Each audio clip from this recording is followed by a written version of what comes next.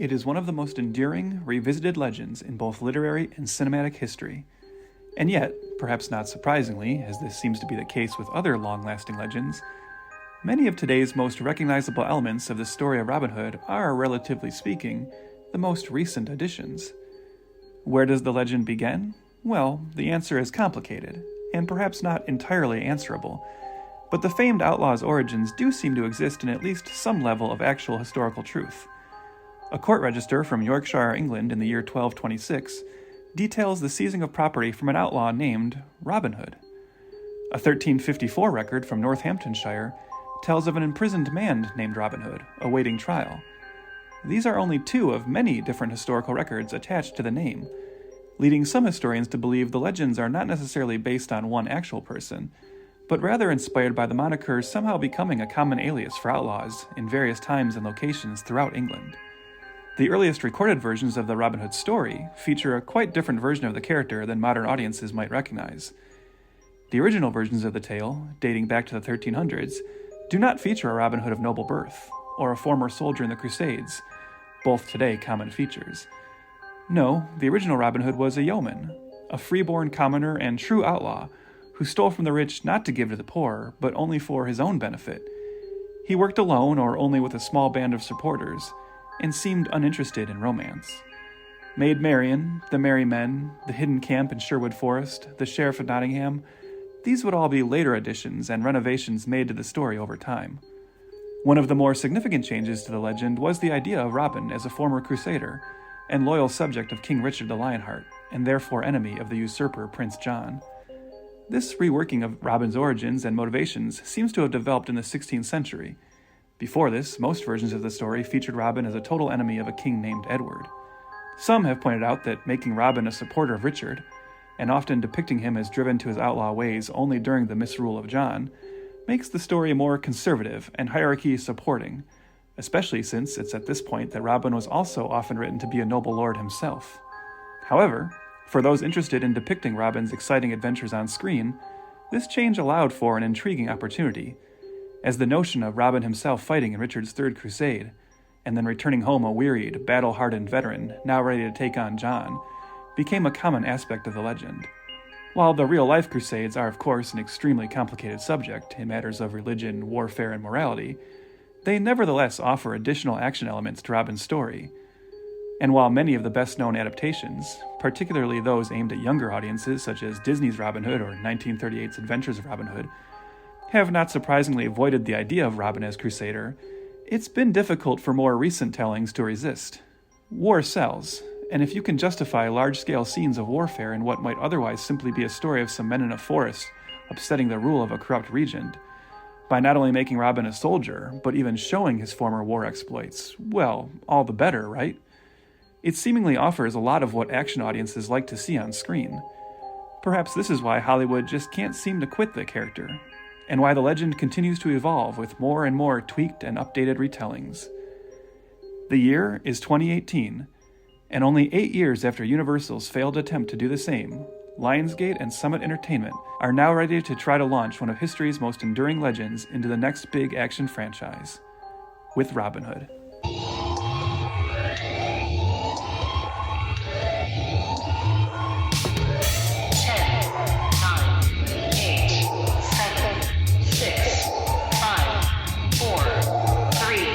10,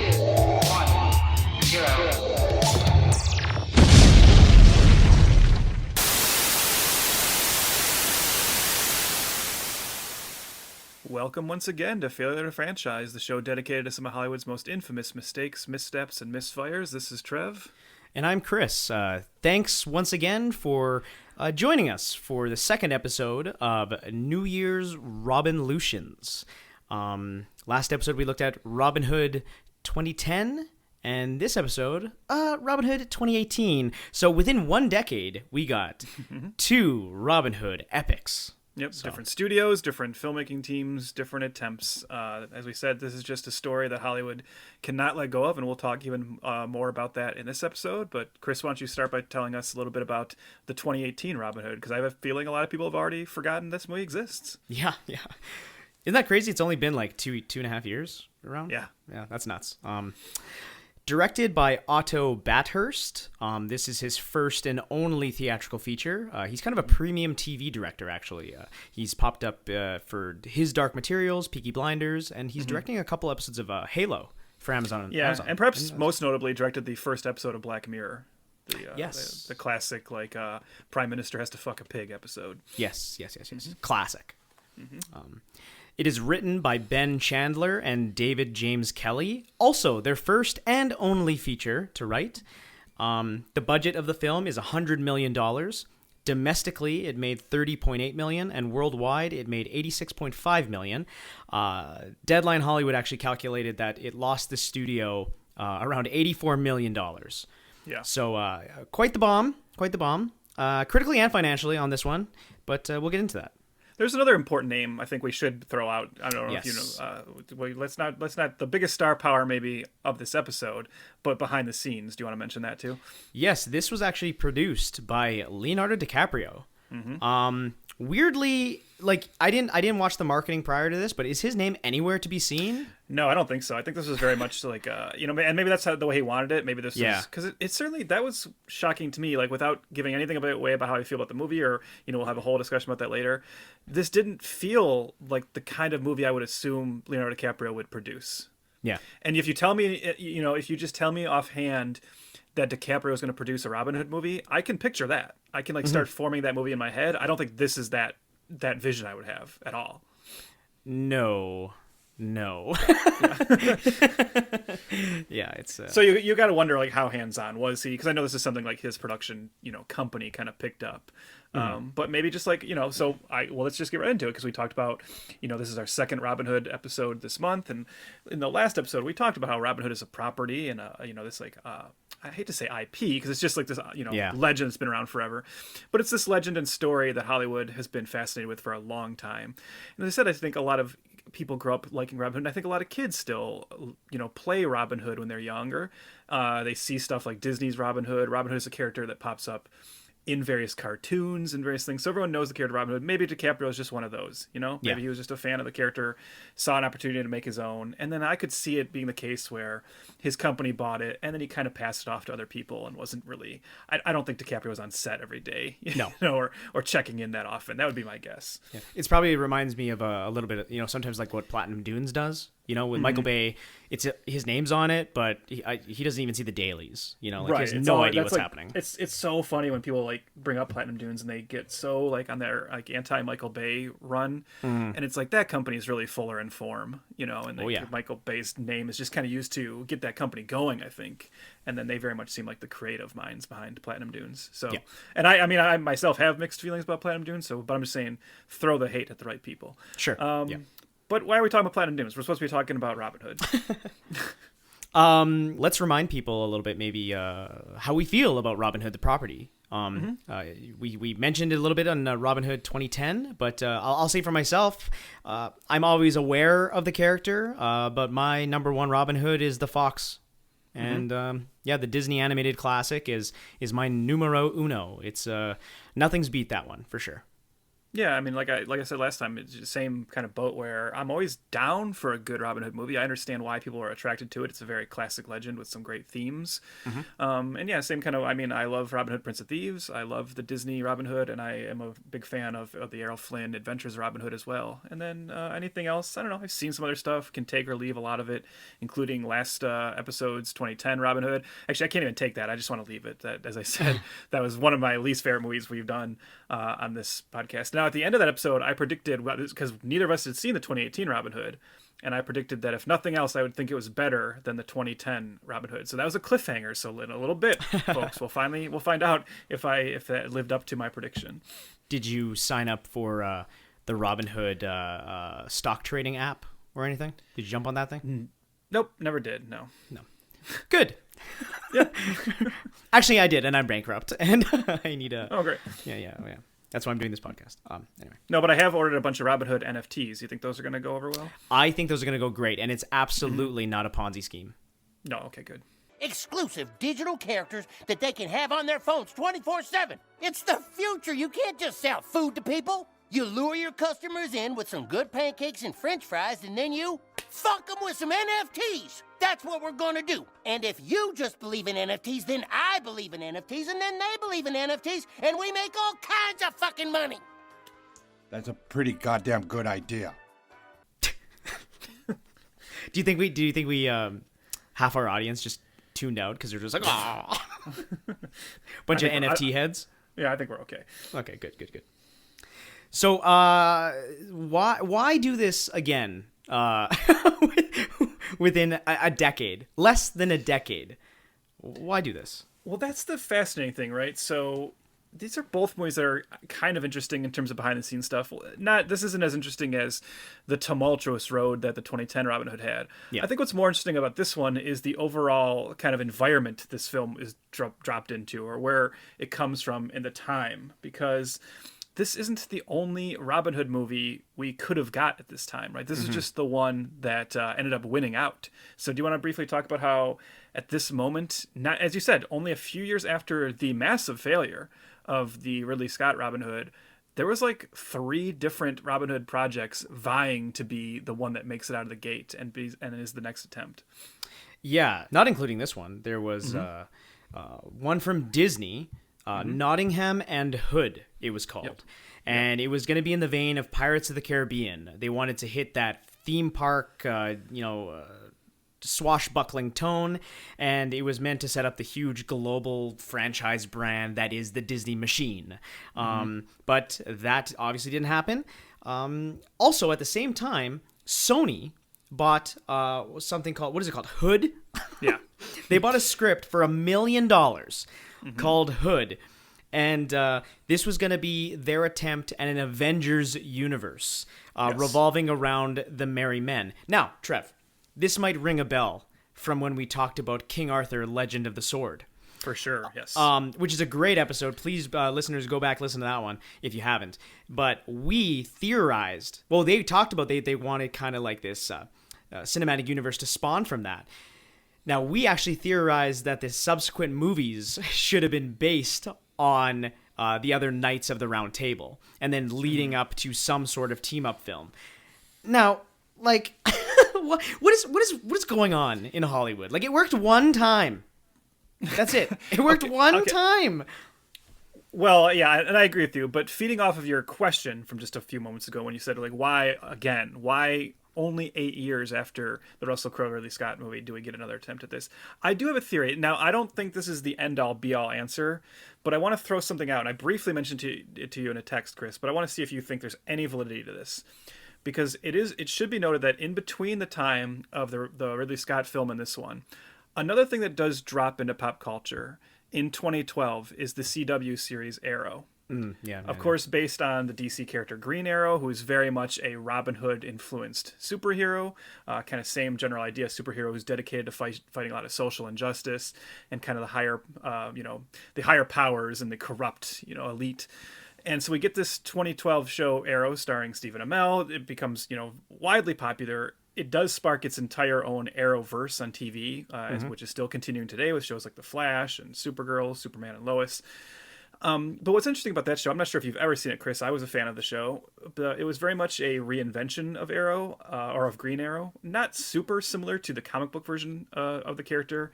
In fact, people have often said that it just felt like a Batman show, but with Green Arrow kind of pasted over it. It's the kind of this like darker take, and the characterization of Arrow in that is very Batman-esque. And in fact, and you'll notice, this is why I think there might be something to this. So you look at all these projects that were in development. There was the shared universe from Sony called Hood. There was the Disney project called Nottingham and Hood. Well, Chris, do you know, even though the show is called Arrow, do you know what the character was actually called the first 2 seasons of the show before he finally took on the name Green Arrow? He was called The Hood, The right? Hood. Yeah, Yes, yeah. The Hood. Yeah, so I think, I wonder funny. if the success and popularity of that show suddenly had people saying, all right, well, people do kind of like this archetype, right? This archery-based hero. There's also the Katniss Everdeen kind of element to it. So, like, archery was kind of like a cool kind of thing. Again, even like a character like Hawkeye, But I think the reason there might be something to the Arrow connection is simply because what you were just alluding to, by looking at how successful Arrow was and how it was able to kind of kickstart this entire shared universe, maybe it reminded people that Robin Hood ultimately can be treated as kind of a superhero project to a certain degree. And we see here in the 2018 project that we get, the Bathurst film, it's certainly more superhero-ish than the Ridley Scott version, which was this attempt to make this very realistic medieval drama. This one is like, no, this is a comic book Robin Hood movie, right? Yeah, the director was even quoted saying, the film we made is very specifically not historically accurate because the Robin Hood tale has been told over many centuries. It's got hyperkinetic violence, it's over the top, super stylish archery. This ain't your father's Robin Hood. Forget history. Forget what you've seen before. Forget what you think you know.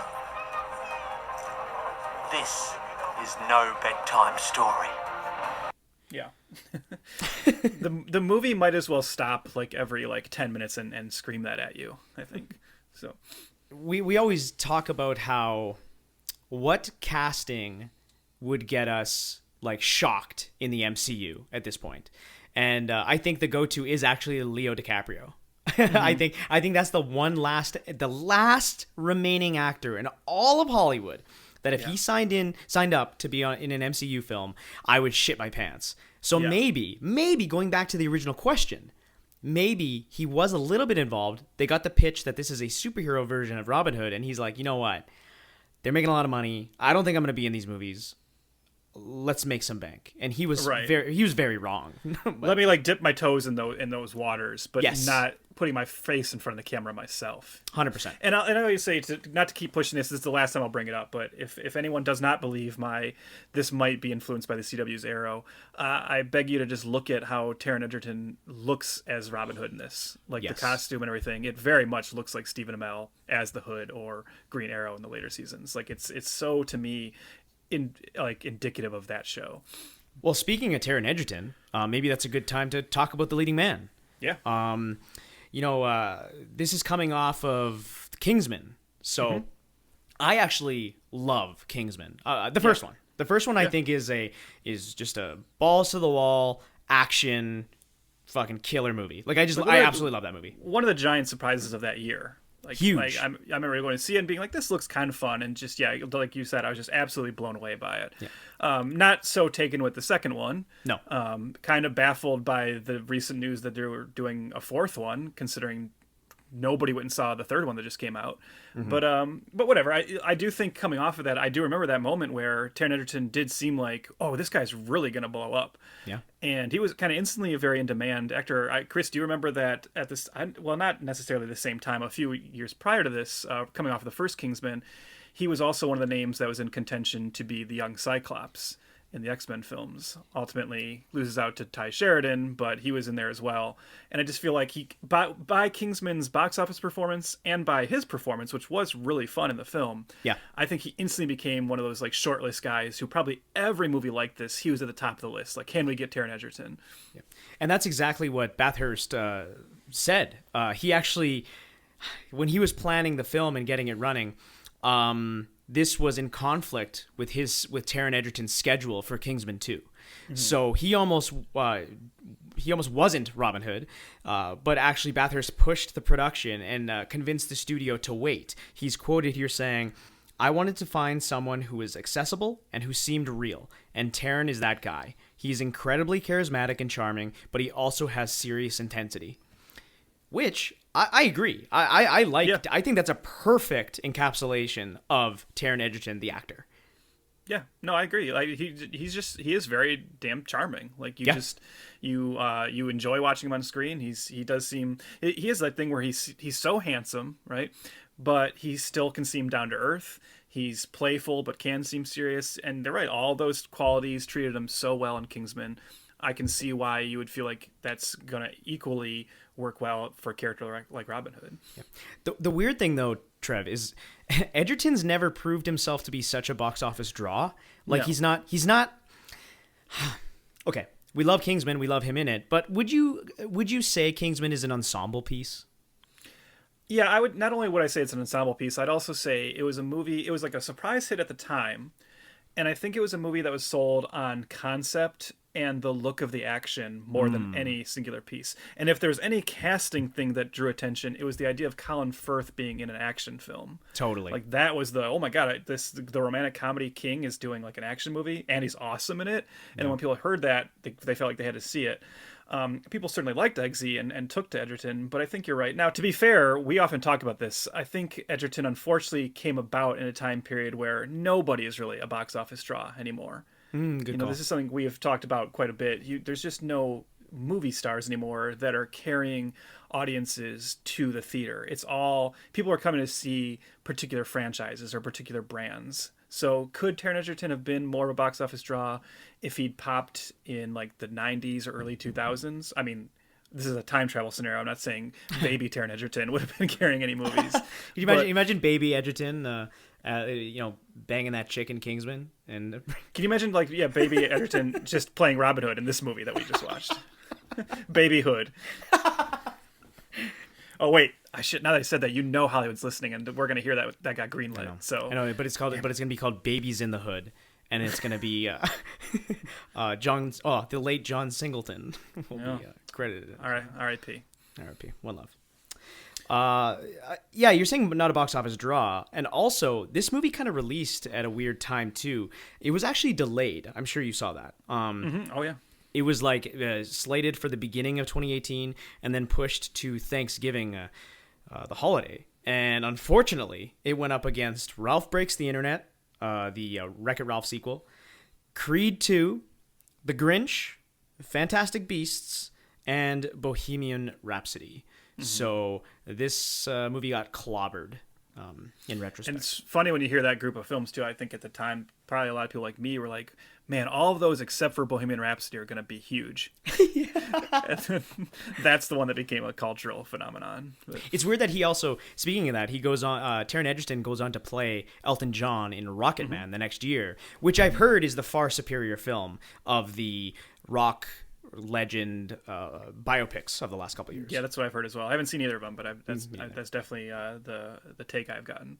Yeah. So what about the other cast members here? They actually had a pretty big name in this one. You have Taron Egerton, kind of breaking through, but Jamie Foxx as John and or Little John, but just John in this one. They don't give him the little because Jamie Foxx ain't little. Know what I'm saying? Okay, calm down. Calm down.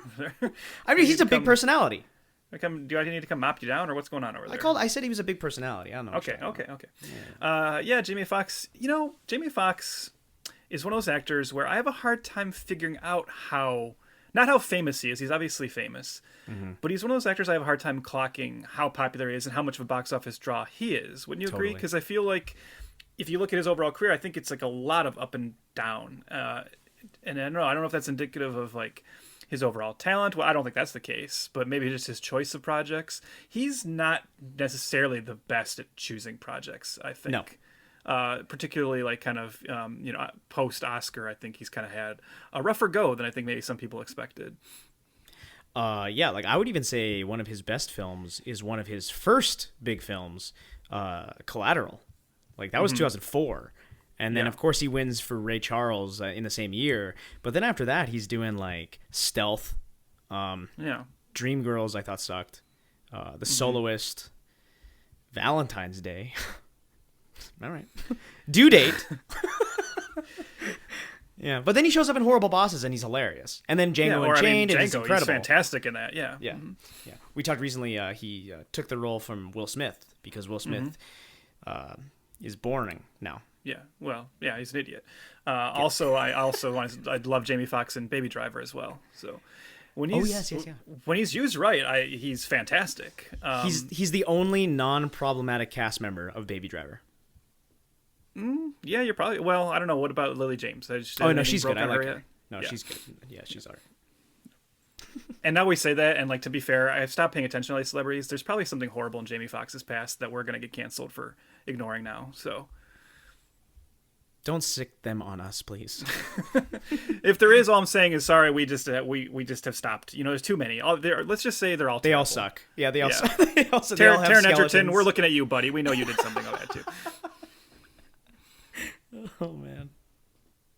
So yeah, we'll have more to say about Foxx and because we were just talking about how I think we both agree that sometimes we love him and sometimes we think So we'll see where he falls in this one. But let's talk about some of the other casts. Let's move on to the villain, because that would be another one where I'd say not a huge star, but I would say a coup of casting a little bit, especially at this time.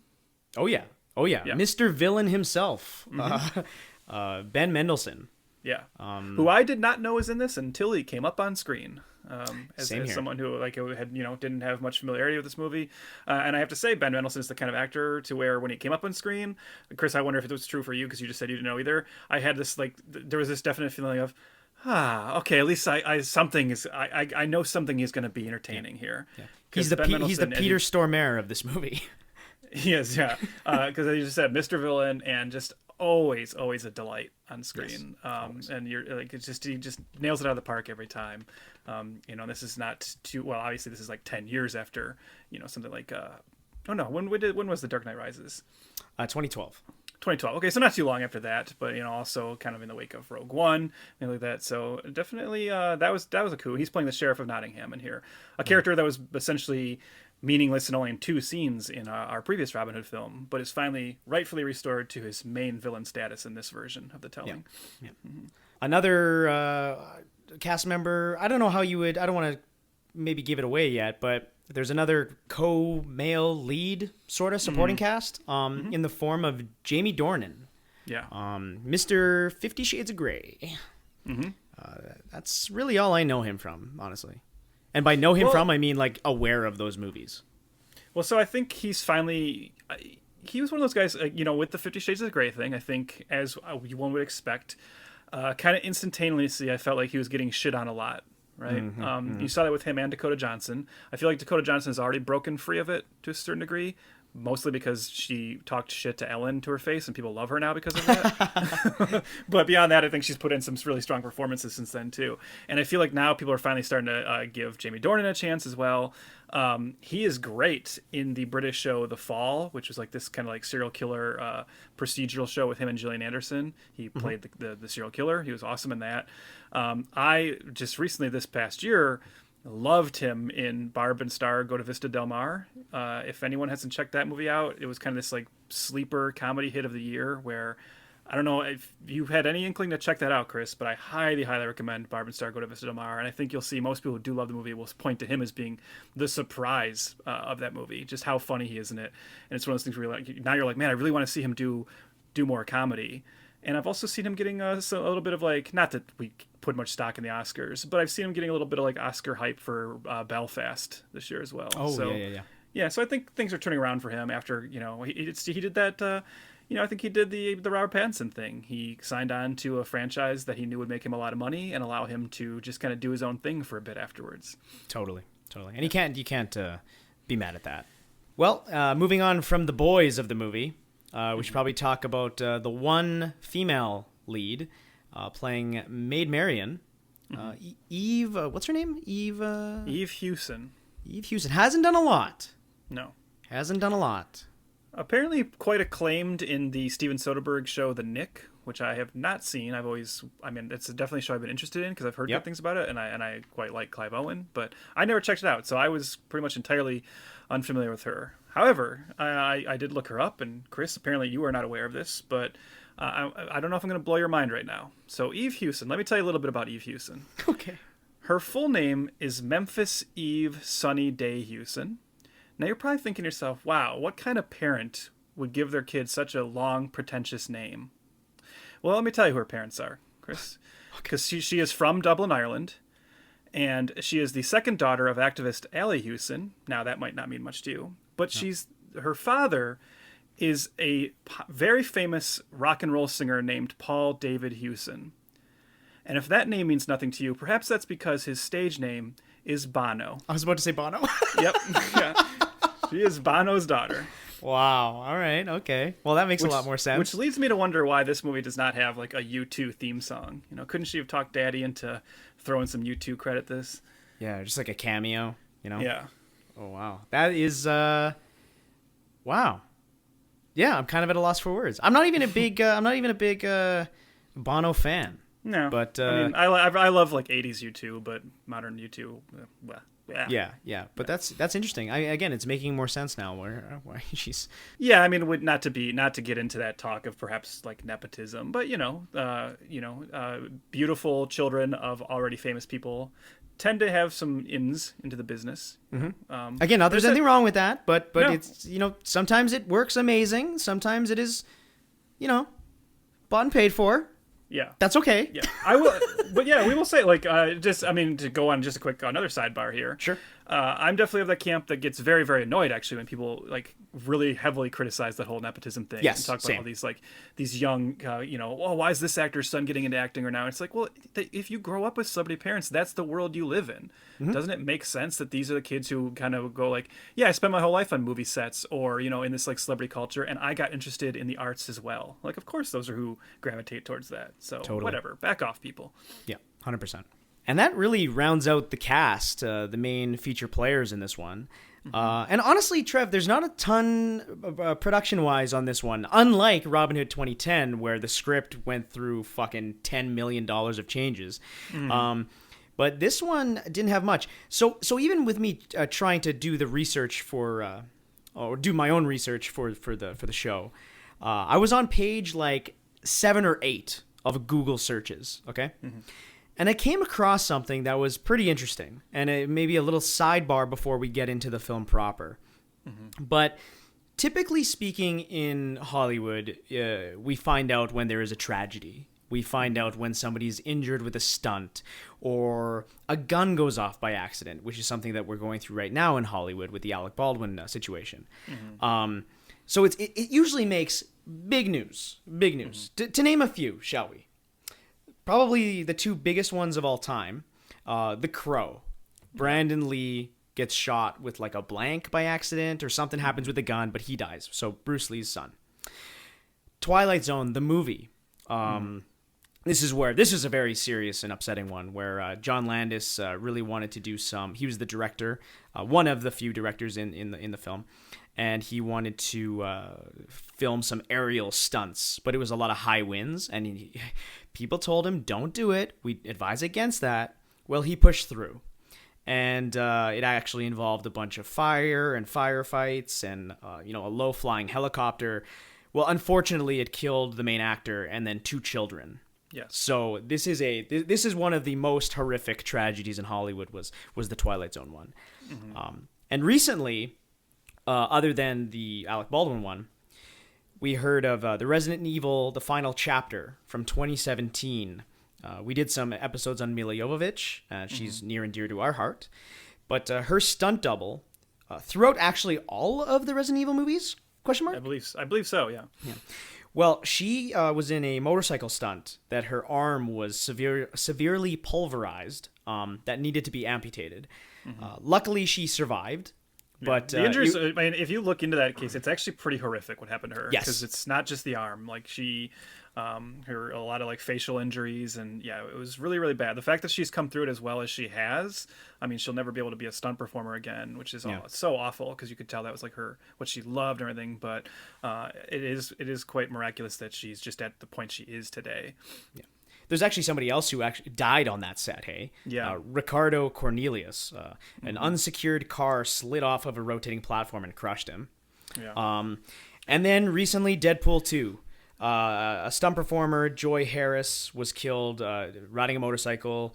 The safety commission went to Foxx and I think they were fined something like $300,000 because they didn't put the safety measures in place. She wasn't wearing headgear. The reason why I'm being a little bit morose right now, and apologies in advance, well, I guess after the fact to the listeners, but for some reason this film had an unnamed cast member that died. And again, unnamed, we tried to find who it was. We tried to look into it. And this isn't one of those rare occurrences where it seems completely wiped from the internet. That this person died on the Robin Hood set. There was also a fire involved, but this person died in a major stunt. It actually caused Lionsgate to sue the Fireman's Fund insurance company. which you'd think would have a bigger story again, because this is like those rare instances where an insurance company and the studio are battling. Yeah. And it's upsetting. The person, we don't even know, guy or girl or otherwise, died, and the jury awarded them to the family $9 million. And no headlines on this one. Mm-hmm. My point of this is stunts and stunt work is getting more and more dangerous. And it almost seems like, I don't know if people care. Or it's a shame. People only care about the people in front of the screen, right? The faces, the Leo DiCaprios, the Alec Baldwins, you know? But these people are risking their lives doing these stunts. Yeah. And they are dying and getting maimed. And it feels like there's no safety procedures being put in place. It takes a horrific accident for them to even address it. And in this case, bury it. They're the most unsung heroes in Hollywood. And, yes. you know, this is a thing. I know you and I have definitely talked about this in the past. The fact that there's still not a stunt like category at the Oscars is baffling to me, because it's such a important, not crucial. Obviously, you don't need stunts, but they're not going to go away. But you should honor them in some way. I would watch an entire award show just about stunt performers. In fact, that sounds cooler to me than the Oscars. Absolutely. To a certain degree. And yeah, you're definitely right. It's just so unfortunate how they're not paid attention to until something terrible happens. And also, as much as I love, Jackie Chan, and as much as I love Tom Cruise, the fact that they get so much attention for the stunts that they are willing to do as, non-stunt performers, but the actual stunt performers are kind of ignored and sometimes mistreated, but just basically ignored. If you're not working on like a Keanu Reeves film where he is going to do everything he can to bring attention to your work and also give you a big chunk of his pay because he's the best person in Hollywood, you might just be kind of treated like crap, it sounds like, to a certain degree, and that really is unfortunate. And Chris, I hate to be like conspiracy Joe over here, and I hate to say this, but I wonder if any part of you wonder, because you were right, and you mentioned how it's very hard to find anything out about this, and it says the death of a cast member. Now, I in this instance, I imagine cast member means either stunt performer or extra, right? Yeah. But they're just kind of saying cast member, because obviously if it was like a pretty known actor, somebody, we would have heard about it, that's the shitty thing too, right? This is someone who by Hollywood news standards is maybe not as notable. Mm-hmm. But the fact that happened and we had not heard anything about it until kind of looking into this movie for this episode, and you saying like maybe this feels like it's a little swept under the rug. Well, we as you said, we heard about the Deadpool one, we heard about the Resident Evil one. Do you think the reason we didn't hear about this one is because Leonardo DiCaprio is the producer of this movie? Oh, I I didn't even think about that, but I don't always wear a tinfoil hat, but every once in a while it's firmly folded on my counter. Mm-hmm. And this feels like maybe you might be onto something there. That is a very, very good hypothesis. Yeah. Because, I mean, I am a DiCaprio fan, but if anybody has like the clout and the power to kind of make something go away to a certain degree, or even if not him, then people kind of looking out for his image and his, his status in Hollywood. That seems like it might have played a part into this. Yep. That's a good point. Yeah. But we just wanted to bring attention to a story that, that's what I love about this podcast, just doing it personally, is that in the research, we find stuff that shocks or surprises us. And for this film, this one felt like it was worth mentioning. It's an interesting topic about stunt work and stunt performers and how they're mishandled within the industry. Yeah. And we're not like we're not the most influential podcast or anything, but, we could just say for our part, I mean, I think we would both agree, no movie is worth anybody getting even hurt, let alone passing away.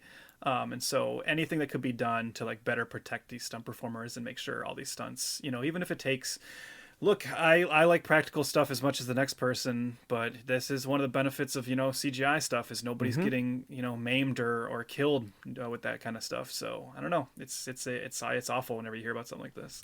Again, like obviously me and you are film dorks, right? And like we love this stuff. We eat it up every single day.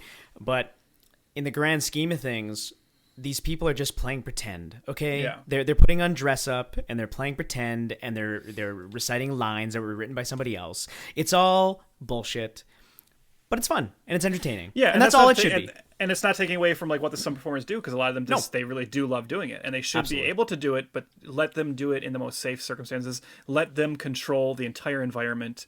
make sure the second unit director is somebody who understands this stuff, put everything in place possible to make sure these accidents don't happen. Yeah. Check, and recheck, and doing the, what is the age-old idiom? I always screw these up, but I'm going to get it right the first time. Measure twice, cut once. I've never heard that. So You've never heard measure twice, cut once? No, is it a Canadian thing? It might be a Canadian thing, actually. Yeah. Is this a metric system thing? We measure with our meter stick, not our yardstick, yeah. and then we cut once with our expertise and precision. Yeah, and cut probably has like an extra vowel in it. Yeah, it's more like coot. Yeah. All right, well, we just wanted to put that a stamp on that, and you know what? Let's talk about Robin Hood 2018. This is the story of a thief. You wanted to steal. Now's your time. He stole from the rich and gave to the poor. What else you got? I call him Robin Hood. It's got a nice ring to it, don't you think? One thing keeps the sheriff in power. The money. I want to hit the treasury itself. How would you do it? Set up a meeting. Everyone is with us. Rob! How did you know it was me? You call that a disguise? Well, it fooled everybody else! This is Suicide. The danger's what makes it fun. Can't you see? You inspire the people. This is our crusade! there are too many of them. What, for you and me? There's not enough. £1,000 for the man who brings me on! This is not going to end well.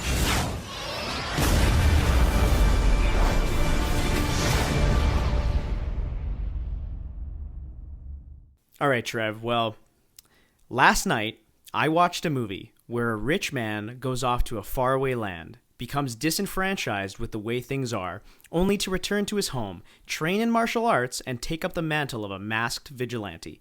All the while, the love of his life has moved on with another idealist, with the goal to bring power back to the people. Well, this idealist suffers a severe facial burn and becomes a villain at the end. And also, the hero's secret identity is revealed to his love interest, only for her to tell him that his real metaphorical mask is the rich man and not the vigilante one he wears. There's also riots in the streets where the poor try to overthrow the rich, and kids create visuals throughout the town based on the hero's iconography in order to spur the hero's triumphant return. But enough about the entire Dark Knight trilogy. Let's talk about Robin Hood 2018. Yeah, as I listened to that, I definitely got where you're going. And it's funny because, we both take notes while I watch these films, and I can tell you, and this isn't going to shock you, and I think anybody with eyes and ears that watch this movie, I definitely have a couple notes in here about how this is so clearly a Nolan-influenced take on Robin Hood. And I was even just talking briefly how you can see, this is very much just an attempt to comic book eyes up the Robin Hood story. So this is, again, even if I say, if my Arrow connection is correct, well, as I said, that Arrow show is also heavily influenced by, the Nolan Batman films, because that was just turning Green Arrow into Batman. So it all comes back to Bruce Wayne at the end of the day. As it always does. Mm-hmm. Well, the plot proper. Let's get into it. And first of all, may I say, what is with Robin Hood films being extremely complicated in the year 2010 to 2018? All right. Get ready, listeners. Here you go. Robin of Locksley, a lord living in Nottingham, enjoys a good life with his lover, Marion, before he is drafted into the Crusades by the corrupt Sheriff of Nottingham. After 4 years of fighting, Robin becomes disillusioned with the Crusades when he fails to prevent his commander from executing a teenage boy, which prompts Robin to be sent back home. When he returns to Nottingham, Robin learns from his old friend Friar Tuck that the sheriff had him declared dead in order to seize Robin's land and wealth to continue funding the war effort. Robin witnesses the commoners planning to rise against the government that oppresses them and learns that Marion is now involved with their aspiring leader, Will Tillman. Robin is prevented from making contact with her by a man named John, the father of the teenage boy who was killed earlier. John proposes that he and Robin work together by stealing the money back that was taken from the people to fund the church's war. And thus, the adventure begins. Mm-hmm. And ends. Yeah. All right. Well, Chris, I'm going to let you go first on this one. I want to hear your general thoughts of the 2018 Robin Hood before I chime in. All right. Well, obviously, I didn't bury the lead that well by talking about it being so close to the Dark Knight movies. And my reading on the film might be benefited by watching the 2010 version only about a week ago and talking about it in depth. But I think this movie is kind of like the millennial version of Robin Hood. It's a superhero take made for 2018 audience. I'm not gonna lie, I had fun with it. I enjoyed some of it. I enjoyed some of the action. I liked Taron Egerton. I think it was fine. Like, it was good. Like, I don't know if I would say that I think it's an atrocious abomination or a bore fest, in which I call the other one. I feel like this movie kind of knows what it is a little bit more, even though it's stealing from DC like you wouldn't believe. Yeah, of course it knows what it is because it's seen those other movies. Yeah, totally. Yeah. Like, it's got some, it's more playful, and it's all right. It's all right. I will say this: the opening action should be called the Hood Locker. Great. Yes, thank you, because it's very reminiscent of the Hurt Locker, and it feels like an Iraq War film. But other than that, those are my quick thoughts, and let's talk. Well, I'm guessing I'm slightly less positive than you. However, where I will come down is, okay, so first of all, I know people have been waiting. The thrilling conclusion to my cliffhanger. Yes, this is a better movie than 2010. For a lot of what you just said, this movie is never boring, which was the 2010 problem. It is overly complicated, but as you said, it's pretty. There are definitely sequences of this film where it's tough not to be having fun. There's some very energetic performances, including the lead performance. You're right, Egerton is likable in this in a way that Russell Crowe just was not. And in fact, I'm just going to stop comparing it to 2010. I'm just going to talk about it as its own thing. But yeah, it has some energetic action scenes. It has a few fun performances, some okay comedy here and there. I don't know, but ultimately, I think the big problem with this film is that it just feels so been there, done that, and that's what's ultimately what sinks this. And I think this is a movie that if it was a little bit more tongue in cheek and it was like a little bit more willing to poke fun at itself or not take itself so seriously, it might really be onto something. I think it has a kind of a certain sense of self-seriousness that I don't think fits what the rest of the movie is. So those are the two things that kind of like weighed it down for me. I wanted it to be like a little bit more fun, and I just felt like I wasn't seeing anything I hadn't seen so many times before. I think this is one of those films. We've done other movies like this, but this is like one of the primo examples of a movie that feels like built by committee to replicate what's worked in other franchises and other films. And you said it's the Nolan Batman, like you look at the action stuff and it's just so like every action scene we'd seen in movies like this in the years leading up to it, nothing about it feels original. And I know it's Robin Hood, so of course that's tough, but it's just I didn't walk away from it feeling like I saw like a stunning reinvention of this character as much as I saw this character plopped into every trope that Hollywood had been doing for years anyways. Yeah. And again, I can't disagree with you. This is a movie that I'm not going to be too hyped about, but I'm definitely not going to hate it. I'm not going to lie. For the hour and 50-minute runtime, I was enjoying myself. I rarely checked my phone. And when it was over, I was like, oh, nice. You know what? That was a decent romp. Like, I like that movie. And then, like, I woke up the next morning and I had basically forgotten the film. Yeah.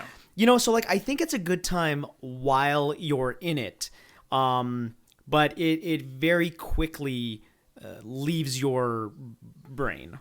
Yeah, and that's fine. Again, not see we've said this before, even in private and on this podcast, but not every movie needs to be cutting edge and change the world, and not every movie is a complete dog shit. Most movies are this movie, like most movies are. Kind of popcorn fare that you want to waste your Sunday afternoon with, you know? Well, not to make the same joke again, but you're right that most movies are this movie because this movie is most movies. Oh, you're right. Yeah, and that's the thing. I mean, if it's working, and as you said, and to be fair, it is. There are definitely a large sections of this where it is working and it is entertaining you, but that's because it's just kind of giving you what it knows you like from previous iterations of this or previous movies. And yes, you're right that that's not always a bad thing, and not every movie has to be, a reinvention of the wheel. However, for our podcast, I think a movie does need to be something more special than this if it honestly sees itself as the beginning of a franchise. Totally. Because there's nothing about this movie that makes me excited to watch any more, and that's obviously the problem, right? This did not connect to an audience, and I think there is a reason for that. I just think it is missing that special something.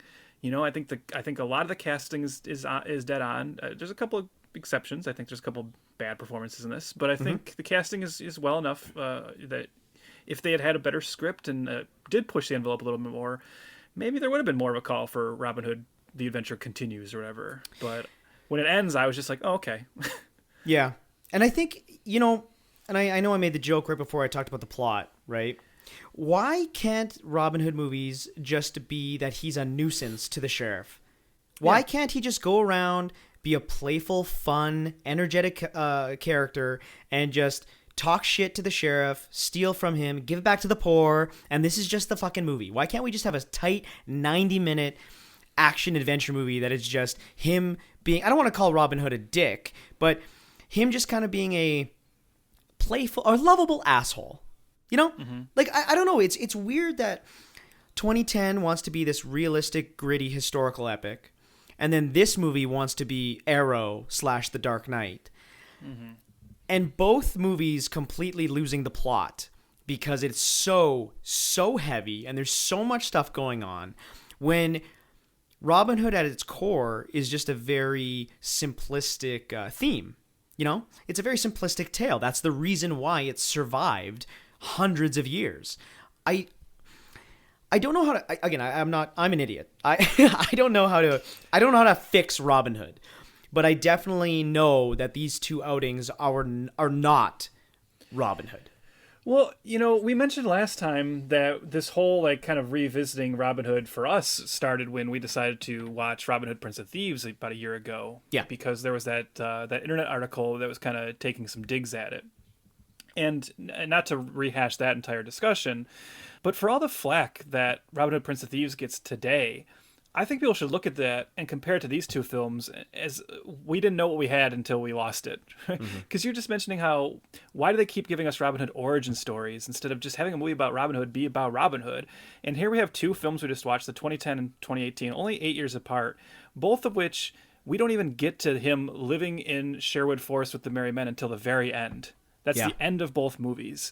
And for whatever you want to say about Robin Hood Prince of Thieves, that is a, just over 2 hour movie that ultimately gets him to the point of being Robin Hood about probably a little bit before the halfway point or about the halfway point. And then you have like a whole chunk of the film where it's him and the Merry Men living in Sherwood Forest, stealing from the rich, giving to the poor, feuding with the Sheriff of Nottingham. We get all of the Robin Hood elements in that movie, and for some reason now Hollywood feels like they have to give us the backstory. Is this like a Batman Begins thing? I don't know. Is that still like what's hanging on? That everything has to be this origin now? And here we have two versions of the origin, slightly different, but here's the story behind Robin Hood. I don't care. Just start the movie, have him be Robin Hood, the wanted outlaw, and you're right. Just tell me that story. Just give me a fun adventure story.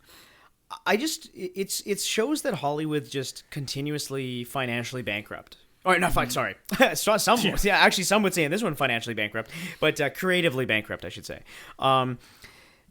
because they seem to have it in their thick fucking skull that you have to start the movie before the movie. Right. You know what I mean? Like you're right. The origin story. There actually was a Robin Hood movie that was they were calling it Robin Hood Origins. Were they not calling it something like that? I think I read. That was this one. This one was called Robin Hood Origins. Originally. That's what it was. This one was called Robin Hood Origins. That was a whole thing with the X-Men that they were going to call, Wolverine, X-Men Origins, Wolverine or whatever. Then there was going to be a Magneto movie. Then there was going to be a fucking Professor X movie. And then there was all and they were all with the moniker Origins. And it's this strange sensibility or hard-on fucking Hollywood has for it, because there was a time when movies were just movies. You know, movies were just in the middle of a story, in the middle of a character's life. You actually got me more into David Lynch in the last, all these years of our friendship. You're the one that got me into him more. Mm-hmm. And he is famously said that films should just be a moment in the character's life, and we're just passing through that moment. I'm probably butchering that quote, but you get the gist. And that's why his movies sometimes people don't understand, or they feel odd, because everything important that's happened in that character's life doesn't happen on the weekend that I'm watching them. You know what I mean? It's the Solo, a Star Wars story issue. It's that every single fucking thing that makes Han Solo happened to him in 48 hours. Mm-hmm. Why can't movies just be an adventure that takes place in the midst of a character arc? I find it so baffling. And it's always happening. Are there any movies lately that just jump right in? Yeah, it's not only that, but with this one, look, to make my point, I'm just gonna have to jump right into spoilers. So whatever, sorry, folks. But this goes back to what we were saying too about having like kind of the balls to like set yourself up as the beginning of a long-standing franchise. The problem too with Hollywood when they do this, especially when they take an old legend like this or an old story, is you make this decision to say, okay, well we're gonna reinvent it by giving like a new origin. And I actually mentioned this last time with that whole like formula where I call like the thing you think is this isn't this, it's actually this, right? Yeah, totally. And the 2010 one did that by saying, well, let's take Robin Hood, and instead of having him in the green tights and being the kind of more traditional swashbuckler adventure story, let's make it this dark, gritty, medieval action film. Okay, so that was that take. This one does the other annoying Hollywood thing where it's like, let's take a very classic period piece and heavily modernize it. So everyone in this, or not everyone, but a lot of characters in this movie are wearing costumes that look very, very modern, like leather jackets that look like they belong in today's era. The dialogue is very modern. The sense of humor is very modern. And then beyond that, because they decide to reinvent it and retell it, they also want to make sure they put their little tweaks on it. So here you have, we're giving you the origin, we're giving you Robin Hood versus the Sheriff of Nottingham, but because he's the villain, spoiler alert, by the end of the movie, he's dead, right? We got to kill the Sheriff of Nottingham. Well, now, what does that mean for the sequels? Well, don't worry, we're giving you a new Sheriff of Nottingham, but here's our cool twist on it. The new Sheriff of Nottingham is going to be Will Scarlett, a classic character from Robin Hood mythology that's usually his friend, right? But here's the thing. He's not really Will Scarlett. He's Will Tillman. But he's going to be called Will Scarlett now because he gets a bomb blow up in his face, and he has a big scarlet wound on his face. By the way, he looks like Two-Face, let's face it, as you mentioned. But that's why he's called Will. That's why he's going to be called Will Scarlett now, I bet, right? Which they don't say, but you know that's what they would have got to in the next one. Mm-hmm. And it's just like, oh man, come on, like, just give me Robin Hood. It's actually at this point, it's been a pretty long time since we've had a standard Robin Hood movie, so you don't have to give me these like hip, edgy origin tales. Just start the movie and he has the merry men, and yeah, they're fighting the sheriff, and I'd definitely be way more into that. Is it purely dollar signs? Like, is it purely like we have to do this pre-movie because then we can definitely do way more movies than just one movie and another one? We did the pre-movie, so now people will come to the real movie and then those sequels. Are people trying to get, or is Hollywood trying to get ahead of the trilogies and make a quadrilogy, but including a prequel? You know what I mean? Like, are they trying to get ahead of the story? Because, I mean, if anything's taught us, Star Wars did start in the middle of the story. It's episode 4. Like, I know at the time it wasn't, but it did change that. So it starts at episode 4, and then later on they come back to do the prequels. Is Hollywood, because of the idea of prequelitis, are they just deciding now, let's get the prequel out of the way and then do our giant saga? Like, are they just purely succumb to the almighty dollar? Even though most of these movies are crashing and burning every single time. Every time. Well, that's the strange irony of it, because I want to say that you're half right, that it's an allegiance to the dollar, but it's also cowardice. It's Hollywood cowardice in that they are afraid or unable to see any other way to do it because it's just what's been being done for 2 decades now. And they will always look at, well, what were the most recent massive successes? And I think in their heads they're looking at, well, as you said, the Nolan Batman trilogy was very, very successful, and obviously that starts with Batman Begins, which, by the way, is the one that didn't make that much money. Yeah. But, you know, was successful enough to lead to the next ones. And then you look at the MCU, and what did the MCU start with? It started with Iron Man, which is an origin story. So I think they are looking at that, and despite the fact that, as you said, all these are crashing and burning. You know, we've done Dracula Untold. We've now done 2 Robin Hood movies like this. We are certainly going to do more of these like origin stories that go nowhere. But I think they're just afraid to ever try anything different. And you're so right that this is going to seem like a weird example, but you're just talking about this idea of a movie being just a moment in a character's life.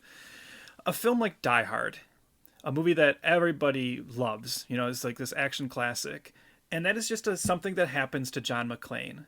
Right? He is a cop. He was a schlubby cop at the beginning of that movie, and he's a schlubby cop at the end of that movie. Yep. We just see a bad thing that happens to this schlubby cop on one night. And then that's awesome. And we so rarely get action movies like that now. As you said, everything is, oh, this is the defining moment in this person's life that makes them the character they're going to become. And yeah, why not just have a movie like Die Hard? And it's interesting that before, probably thankfully, the whole Disney-Fox merger, one of the only good things that came out of that was the cancellation of the 6th Die Hard movie, which I think you know, Chris, was meant to be called John McClane. And guess what? It was going to be a John McClane origin story. And talk about a character who does not need an origin. But yeah, Hollywood is just, they can't look past that. Not only does it not need an origin, but it betrays the whole thing that made that movie special. And this is what I've railed on this many times, especially in our friend group, and hell, I mean, all of my friends that follow film, I talk about this, but Hollywood and that industry might be the dumbest industry on the planet. Mm-hmm. And I say that because they never learn from their mistakes. They shoot themselves in the foot with their release strategies. They release things digitally, date and date with theatrical. They release things digitally 2 weeks before they release things physically on Blu-ray. And then they wonder and they scream while the industry is, why the audience aren't flocking out, and why theaters are down, and why only Marvel movies are bringing people to theaters. And then they don't even understand what they have that's working. You know? Like, think of it this way. The Avengers works, right? So what does WB do? They make a Justice League movie. And it's one of the biggest jokes and fucking baffling productions of all time. And it bombs horribly. And then it creates a subset of the fandom that just grows and grows. That's a piece of shit. And it just creates chaos, right? But then what do? They feed the trolls. They feed the industry. They again, shoot themselves in the foot. I know I'm going off on a tangent here, but I feel like Hollywood just doesn't get what they have, and they never know how to reproduce it. They fundamentally don't understand why Die Hard's a good movie, because they made 4 other ones, and again, 2 of those, one of them is great. I think the 4th one is actually pretty good. But I feel like the thing what made Die Hard special was that it was exactly what you said: a day in the life of some dude that has to be the hero out of pure circumstance, and then the movie's over. Mm-hmm. But then they literally repeat the same thing for Die Hard 2, where it's the same. It takes place at fucking Christmas. like why even that? Why does it have to be at Christmas? But again, Hollywood doesn't know what they're doing. You know, my joke about Die Hard 2 always is, it's because, you know, so like Die Hard 1 is Nakatomi Tower, right? And then Die Hard 2 is an airport. I just feel like there was some movie executive, he's like, all right, well, last time the building was tall. What if this time it's long? That seemed to be like the big change. Yeah, man, I don't know. It's happening. It's happening so much in this industry that they are always like, I can just picture 50 executives in a room all meeting in their Illuminati, you know, fucking boardroom meeting from all the studios, being like, why is our industry failing? And then they all look at each other and then they go for lunch. You know, like they have no understanding of why they're doing it to themselves. Robin Hood 2010 cost $200 million. Mm-hmm. Lost their shirts. Robin Hood, what do they do? Let's make another one. I not only that, like, no, let's be clear. Not just that. Multiple studios are like, well, we got to take our shot at that, right? Yeah, Like they didn't even learn that. Lionsgate is just the studio that won. Like when this came out, Disney and Sony were apparently like, "Oh man, like we wanted to be the Robin Hood guys." Yeah. We wanted to lose $200 million. Yeah. I don't understand it, and it's not getting better. Well, and if anyone thinks we are off on too much of a tangent, or like, hey, aren't you talking about Robin Hood? Yes, we are, because that's the thing about this movie is, however entertaining any individual sequences might be in the moment, this movie, as I said, is just so built on the backs of all of these kind of current trends and problems with Hollywood. So we said the overall structure of the film is totally Batman. But then beyond that, you mentioned earlier that the early scenes in the Crusades look so much like a modern war film. Well, geez, I wonder why that is. What was a recent huge box office hit? American Sniper in 2014. Yep. Okay. Then the rest of the action scenes throughout the movie do the whole like speed ramping thing that was the like key element of so many action movies in the wake of 300. You know, when the Zack Snyder aesthetic took over, suddenly speed ramping has become so popular, and so this movie is just full of it. So everything about this movie, as I said, is completely taken from other stuff. There's not one single element to this that seems original to me. As I mentioned, I think the way Taron Egerton looks like Stephen Amell as Arrow. You know, the humor is pulled in because of the MCU, so they want to make sure they have characters making one-liners. Everything is like so calculated, and that's why this movie, as fun as it might be, that's why it leaves a bad taste in my mouth as I watch it. Mm-hmm. And also, can I say, what's with Robin Hood movies with bad accents? Okay, because Jamie Foxx is awful in this movie. Okay, I mentioned He's earlier awful. that there's some bad performances in this. He is one of them. And in fact, he is the worst performance in this film. Yes. He is so checked out in this. And you know, like you said, that was probably the one where when they cast him, I bet you there was high fives in the production offices, like, oh, we got Oscar winner Jamie Foxx. This is gonna be great. And his role in this film is he's kind of meant to be a version of Little John. As you said, he's actually, he's kind of this combination of Little John and Morgan Freeman's character from Prince of Thieves, obviously. Yes. And that's the thinking, right? Well, people did like Prince of Thieves. That was a box office hit. We haven't had a Robin Hood film. Let's kind of try to replicate that character again. So let's bring him in that version. But boy, this is what I'm talking about, Jamie Foxx.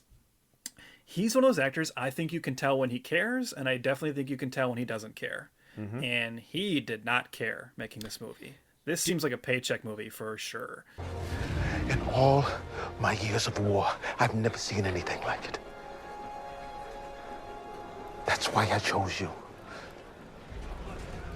Chose me? What for? This war, all wars, and everything happening here, it's as old as time. Rich men getting richer. Men of power taking more power from the blood of innocents. Yours, mine, and my sons.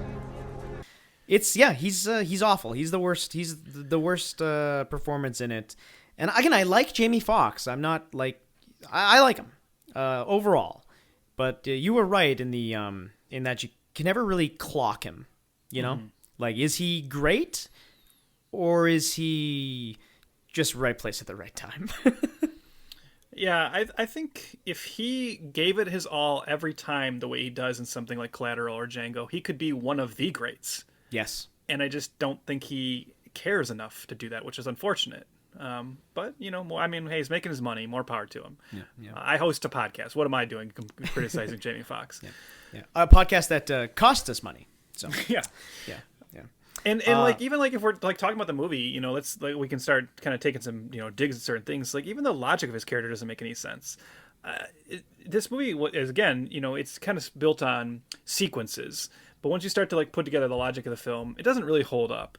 So John in this film, this version of Little John, who's just called John, but he says that's kind of the translation of his name, which is Yahya ibn Umar.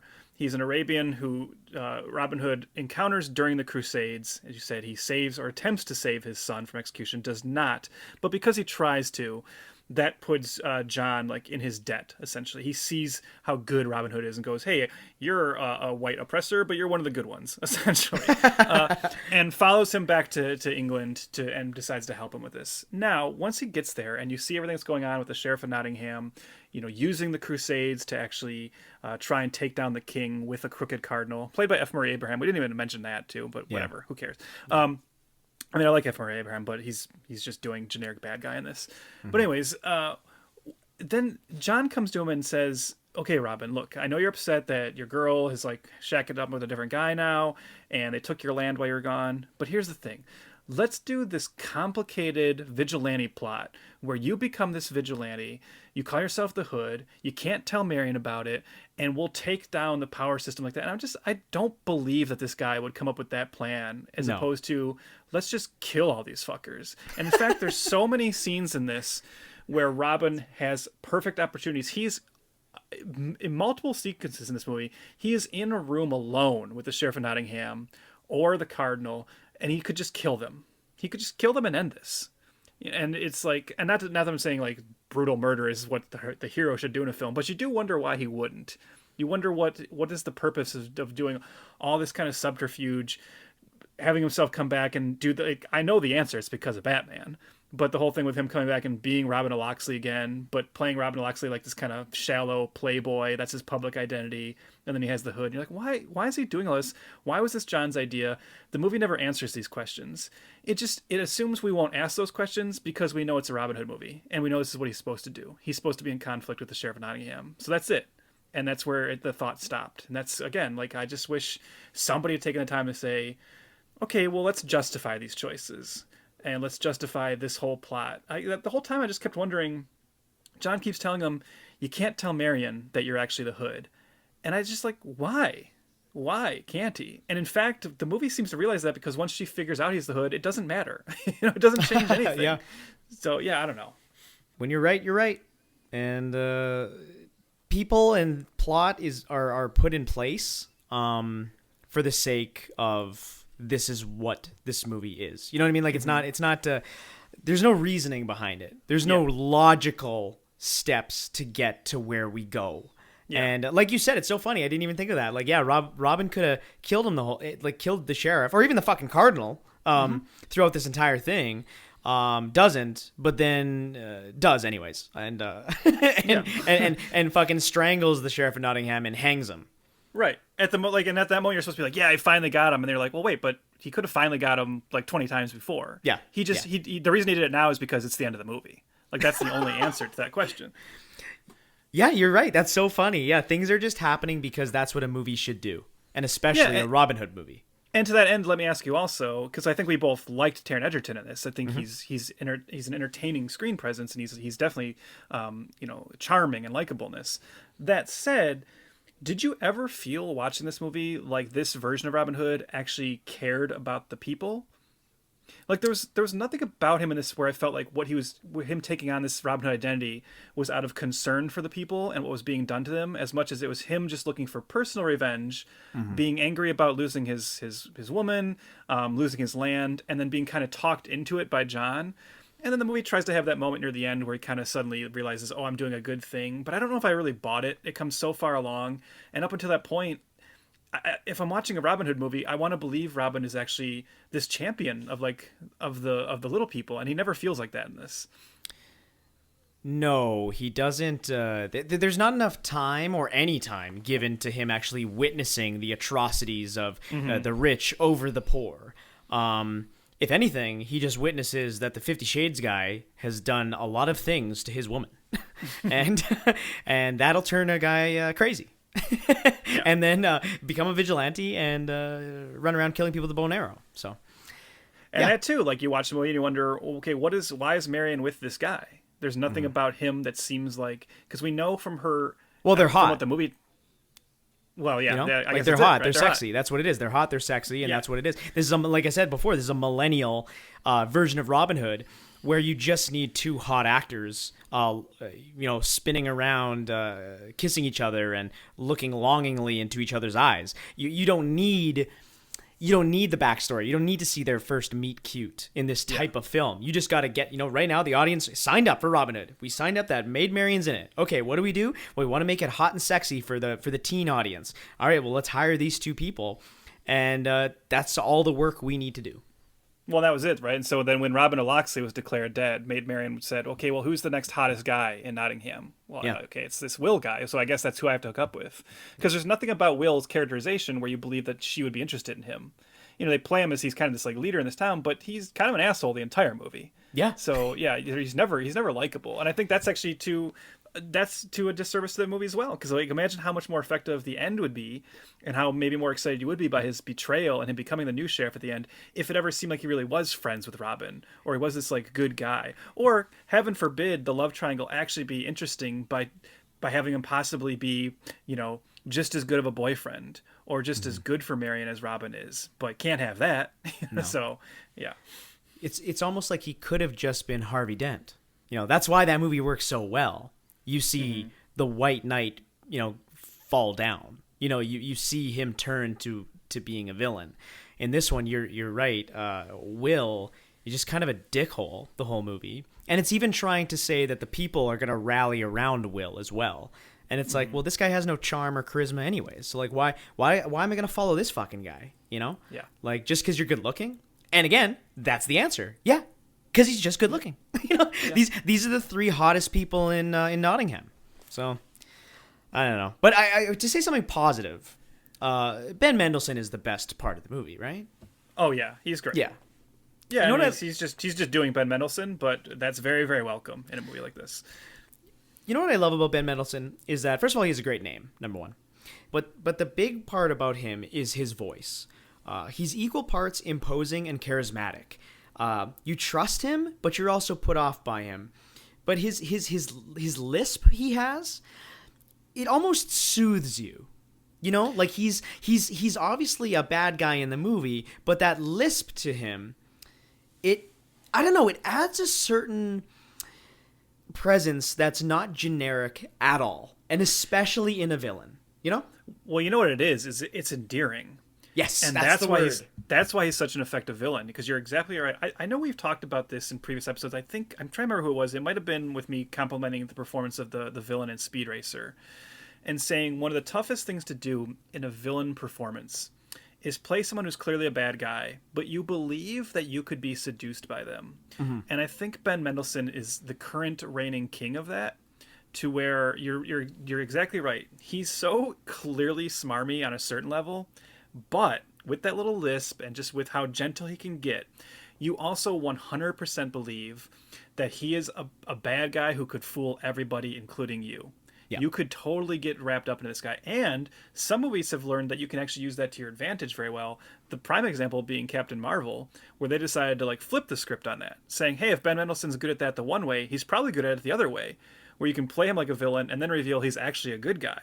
Mm-hmm. So he can do both really well, because there's just something about his persona and his personality where it just takes the slightest tweak, and so he's on that other side.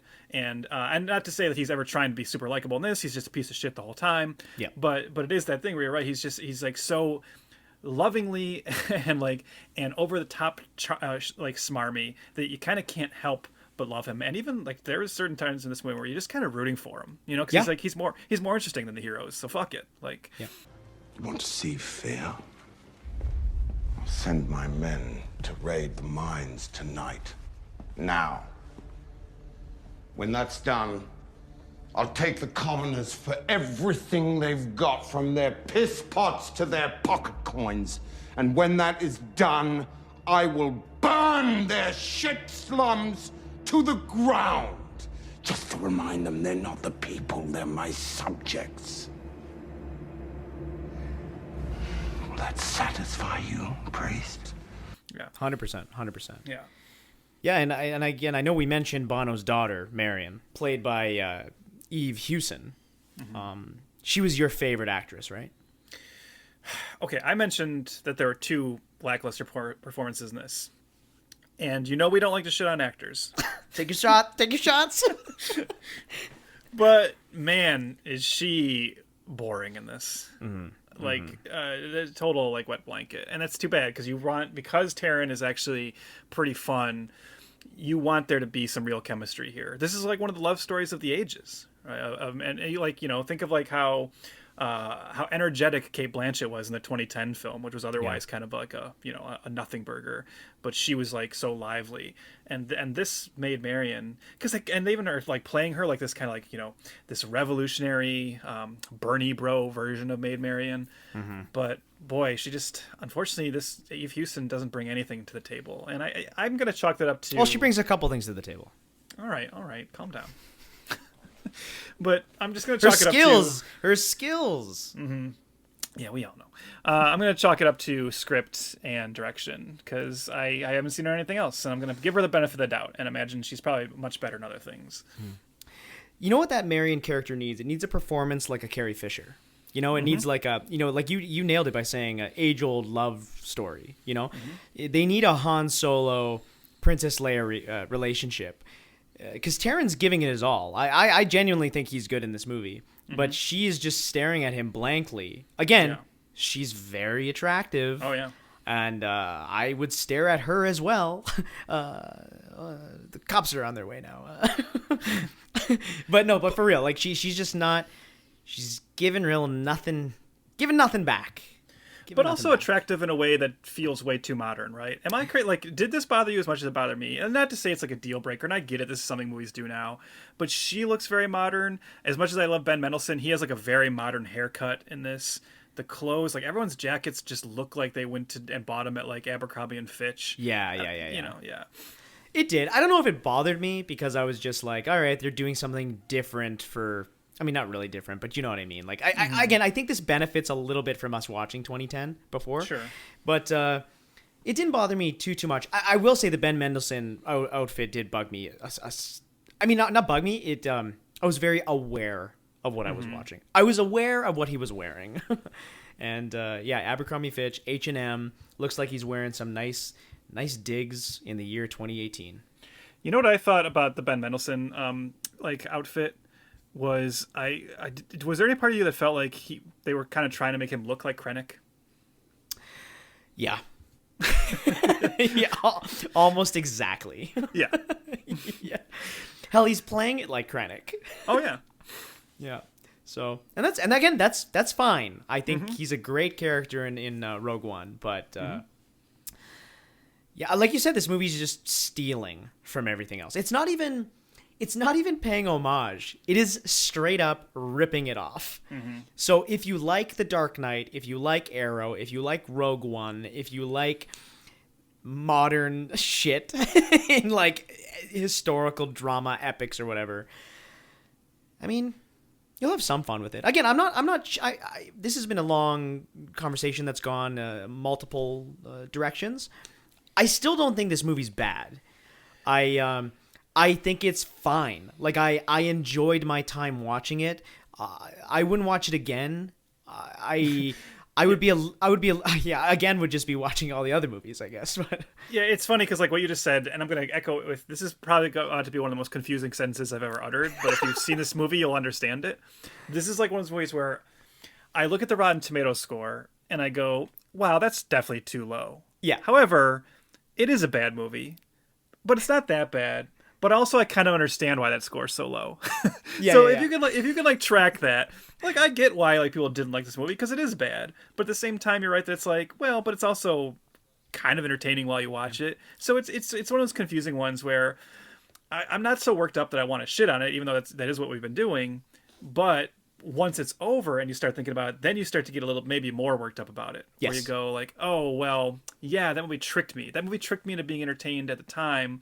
But it did it in like the most underhanded way of just offering up on a platter everything I like from other movies. And that's where I start to get a little like peeved and go like, oh, that's just one of those again. And the problem is, and that's the thing, is like this, there's nothing special, there's nothing original about this. We've had too many movies like this recently. Yes. That are just designed to scratch the itch and all the member berries in your head of the other franchises and IPs you like.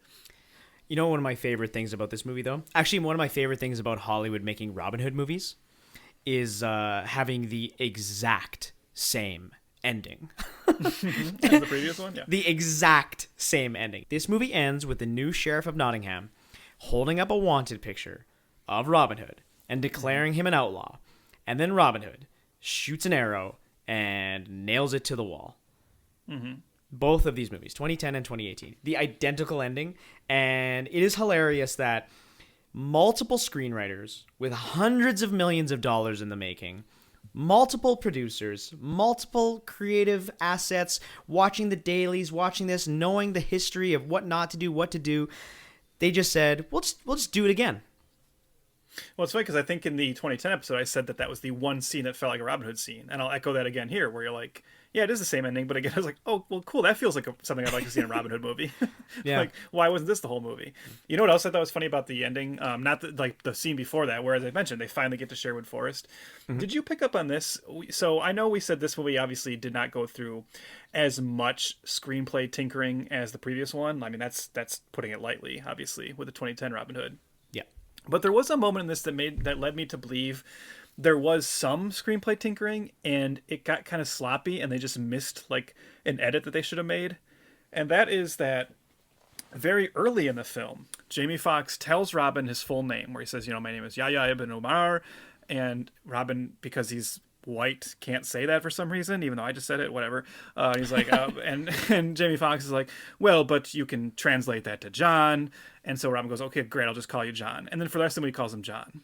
And then at the end, we have a scene where John meets Friar Tuck, and they're walking off into the forest, and the camera's panning away, and we hear their conversation. And Jamie Foxx tells him his full name, and Friar Tuck goes, well, that's very long. What if I just called you John? And that moment is treated as in the moment where we as the audience are supposed to go like, oh, he's supposed to be Little John. But the movie told us that already, like an hour and a half ago.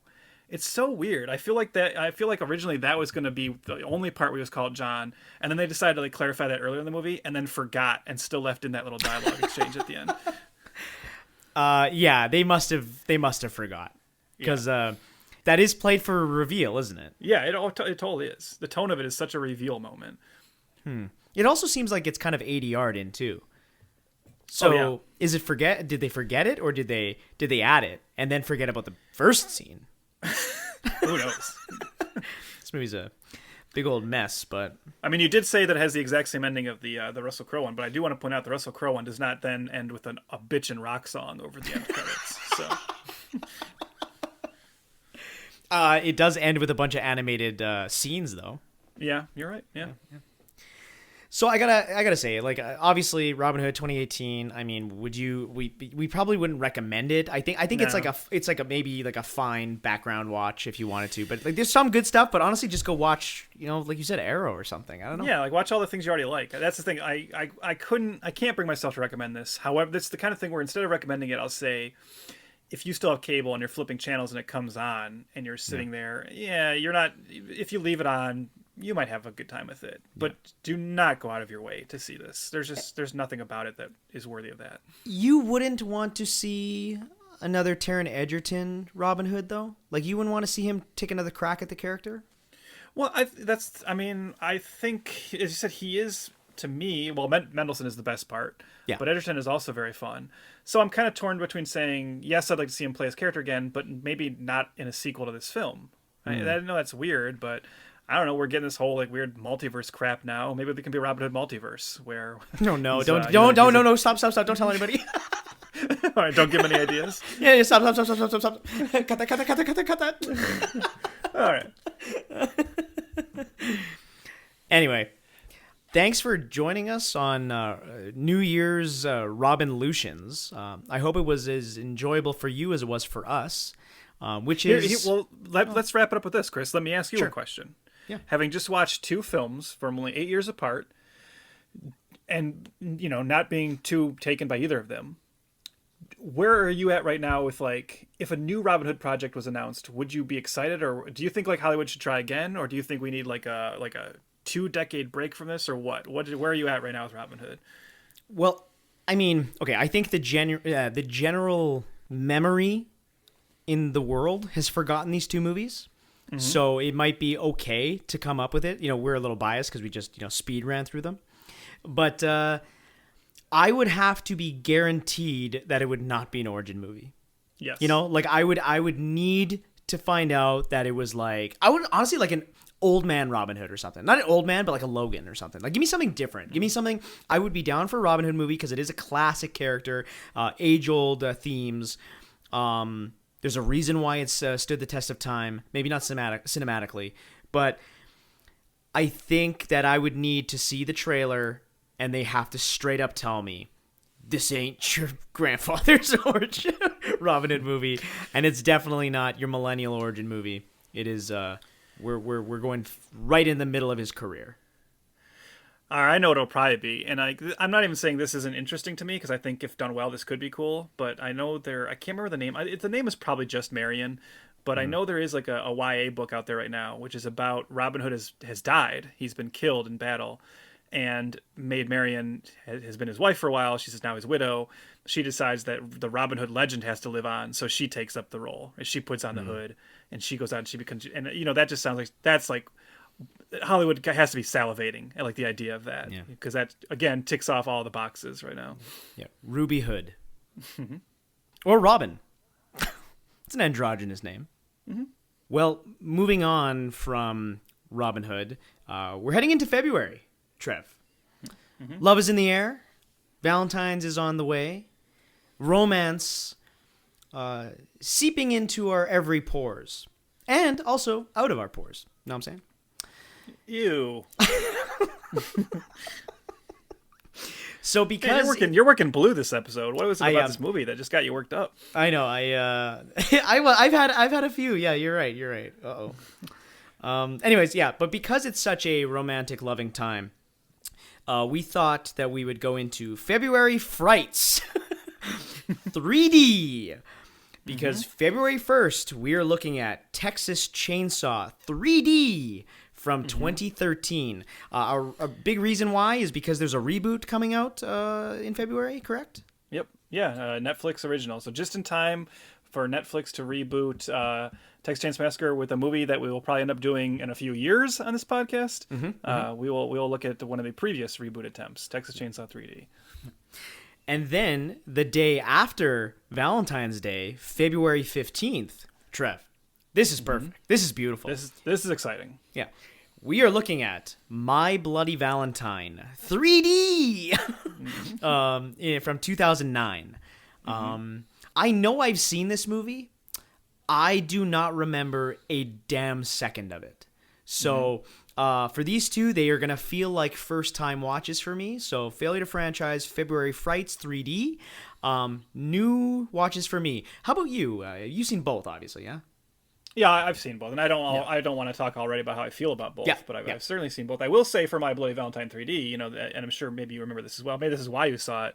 Kind of one of the forgotten elements of that film is it really was one of the first. It was actually right there with Avatar as like one of the first movies to really utilize the new kind of improved 3D in a big way, like in the theatrical experience. So obviously, I think I don't have a 3D TV, so I will now just be watching the 2D version. But yeah, I remember that being like a big hook of that one. Remember back when it had one of those trailers where the trailer was like watching people in the theater watching it, and showing stuff come out of the screen and be like, this is what it's going to be like when you come see the movie. First, Trevor, I agree with everything you said, except what's Avatar? I've heard that nobody remembers that movie anymore, and it's meaningless. Oh, yeah. I know. It had no cultural imprint. Nobody remembers it. Yeah, right. I forgot. Yeah. Right, okay. Well, stick with us, listeners, at F2FPod. That's at F2, the number 2 FPod on Twitter, Instagram, Facebook, all the socials. Like us there, like us everywhere. Rate, review, whatever you do. A star rating would be awesome. And just join the tribe, hit that subscribe, and yeah, I'm excited for February. I really am. I liked our discussions here, but this is going to be a quick like left turn. You know what I mean? Like it's going to be a very, very different crop of films that we've been covering lately. For sure. And Chris, just really quickly, I'm no historian, but are sheriffs allowed to send out draft notices to the Crusades? Thanks for listening.